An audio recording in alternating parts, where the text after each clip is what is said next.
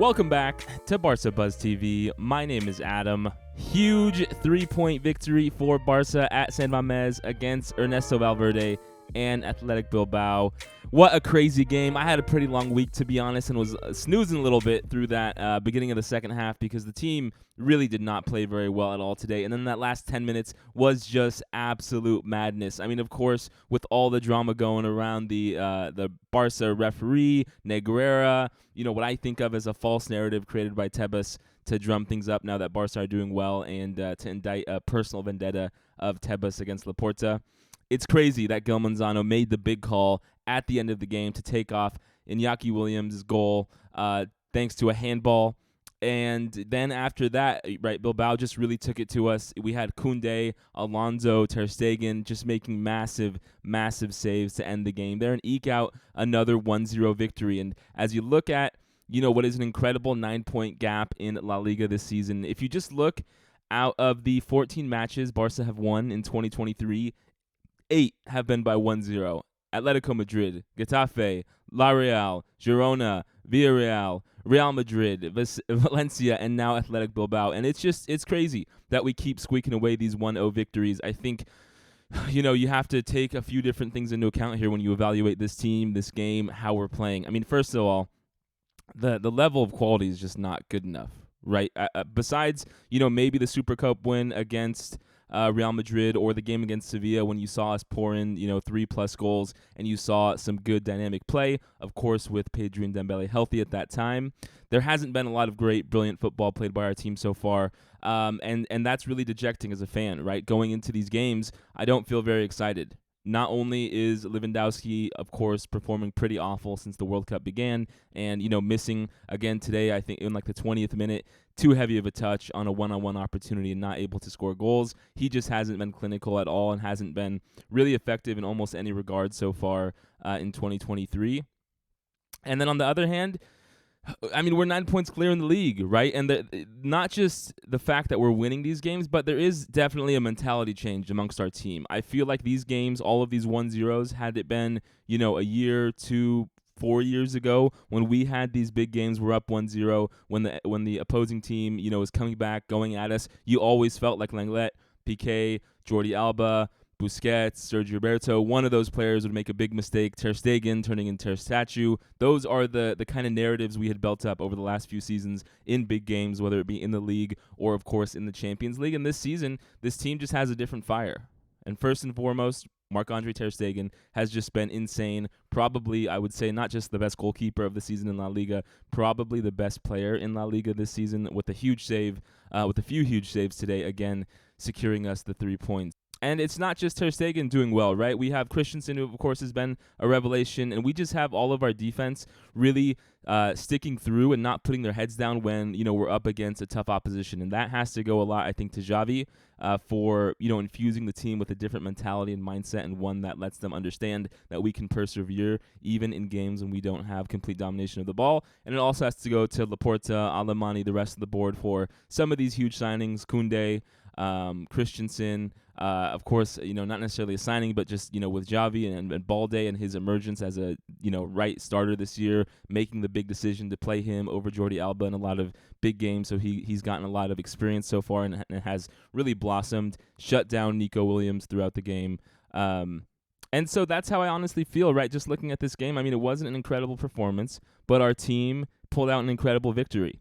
And it sucks. I've talked about this, ad nauseum throughout the last few weeks. And, it's not a good feeling to exit every game with that whole, this is one of those games you have to win the league, right? Because in the past when we used that phrase, it was a game when we were having an off night. It was a once in a blue moon, once every 2 to 3 month game where we just, had to dig deep and win a tight victory, sparingly throughout the season. Now it's like every single game is the same way, where we're just fighting tooth and nail. Like I said, I think 8 out of 14 victories we have so far in 2023 alone. I think 11 total 1-0 victories in La Liga this season. It's just incredible that's what we have to keep going to. I mean, I really do think with the players we have available, we should see some better output. Again, today you have, Sergio Busquets assisting Rafinha like they did last week as well, that Busquets-Rafinha connection. originally called offsides. Rafinha, did what no one else on our team seems to be able to do, which is put a shot on target, right? And he scores a wonderful goal right before the halftime that really helped deflate what was a Bilbao performance that looked like it was going to come to at least 1, if not 3 points for them through that first half. And as much as I think all of us, right, just in the same way we're talking about Barca as a team with the good and the bad, Rafinha is the same way. I think there's a lot of times in that first half in particular where, fans were frustrated about his inability to dribble, to take people on one-on-one. But you also see what he did. He scored a goal. Ever since Dembele's been out, I think for the last 10 games, Dembele has like 5 goals and 3 assists, something crazy like that. And he's really putting up the numbers we need. I think we all understand his potential, and so we see a gap a little bit between, his current performances and what he could be. But at the end of the day, he's getting those goal contributions when we're winning so many games 1-0, and it's really been invaluable for us to have a player who's stepping up when Lewandowski's been, very subpar, when Ferran Torres and Ansu Fati just seem to have no clue what's going on for the majority of games, when Dembele and Pedri are out. And so Rafinha, I want him to do better, but I'm just so happy he has performed when we need it the most, putting in just the one goal to save us these 3 points, and that's huge. Looking back at it, I think one big concern we might have, right, is just the whole idea that we put in Marcos Alonso as a sub late in the game. He really did get burned on that goal that was taken off for Bilbao. And I just don't believe in him at all when he gets put as a center back or really any position on that back line. And so for Xavi to sub him in late in a very tight game where we don't have much control, it just seemed like an error on his part. It was a game where we did not have Ronald Araujo due to suspension, so we had to start Christensen and Koundé as the center backs here, with Sergio Roberto and Balde on the left and right flank. And so, when we have a weak in defense, maybe it's time for us to start giving Eric Garcia some time, as much as I'm not a huge fan of his. Just seeing us continue to put Marcos Alonso on and to see him continue to make some boneheaded defensive mistakes, to see him obviously not able to keep up with the pace with the, fast Williams brothers, just seemed like a misplaced opportunity for me to sub him on there. And then as well, Kessié, I feel like every other day we say, oh, Kessié had a good performance, he's starting to warm up, and then, oh, Kessié just doesn't seem to fit in this team, doesn't have a lot of rhythm with anyone. And, we're getting past the point for Kessié and for Ansu Fati where we've given them time, right? I'm not, I don't want to be the guy here saying we got to sell Ansu Fati, we got to sell Kessié right now, but, we've given them a lot of time to perform in these opportunities, and I think, we need to see Pablo Torre get some time in the midfield, possibly even Alcaron up front, right? Or as well, we could see some more of Ferran Torres, although he did get the start today and he has been getting more time. And Xavi went back to the 4-3-3 today, which I think was the right move. We've seen overall Gavi in that left wing spot prove to be kind of ineffective over the last few weeks. He seems, when he's attacking in that half space in that front left wing side with Balde attacking, that seems to work the best when we have Pedri also in the midfield, secured with that double pivot of Frenkie de Jong and Busquets, because Pedri is able to, take the ball, find incisive passes, move the ball forward, and that allows Gavi to play off of him a lot more, play off Lewandowski, and that makes a very potent offense. But without Pedri, without Dembele, putting Gavi up in that, left wing / 4-man midfield doesn't seem to make sense. So I did agree with Xavi going back to a 4-3-3 today.